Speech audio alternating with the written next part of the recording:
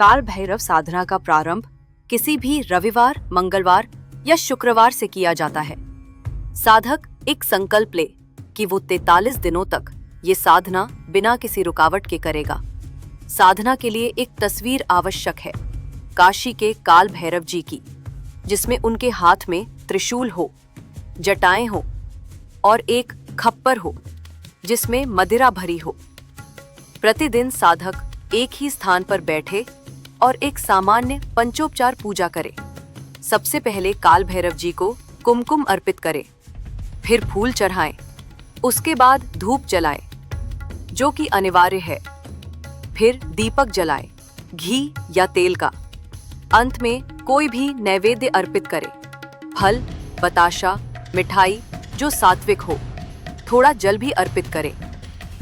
पूजा के बाद काल भैरव अष्टकम का पाठ 30 बार करे, एक ही समय पर करे, या 15 बार सुबह, 15 बार शाम, परंतु एक ही दिन में पूरा हो।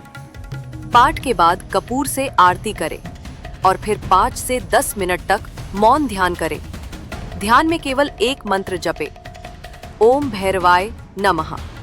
इसे मानसिक रूप से करते हुए अपने भीतर शांति और शक्ति का अनुभव करें।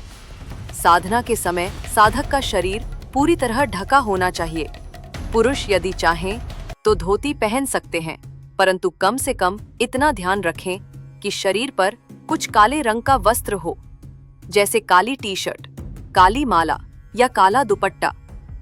यदि हकीक की काली माला हो तो वो जप के बाद तस्वीर के पास रखें। साधना के दौरान कोई भी दिन छोड़ा नहीं जाना चाहिए।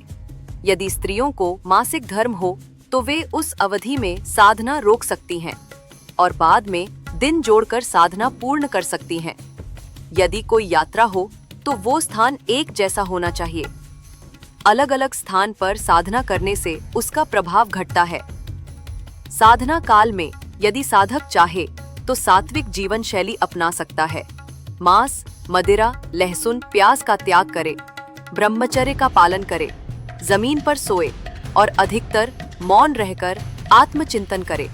सोशल मीडिया और अन्य व्यर्थ चीजों से दूरी बनाना इस साधना को और भी प्रभावशाली बनाता है। साधना पूर्ण होने पर साधक काशी जाकर काल भैरव मंदिर में दर्शन करे। वहां एक नारियल, काले वस्त्र और बताशा चढ़ाएं। यदि काशी न जा सके तो अपने नाम से किसी माध्यम से मंदिर में अखंड दीप लगवाएं। नजदीकी शिव मंदिर में दीपक जलाएं और धन्यवाद दें। ये साधना न केवल भैरव जी की कृपा दिलाती है, बल्कि साधक के भीतर से भय, अस्थिरता और बाहरी नकारात्मकता को भी समाप्त करती है। ये साधना व्यक्ति को धीरे धीरे काल भैरव से जोड़ती है, जो काल के भी पार हैं और आत्मा के रक्षक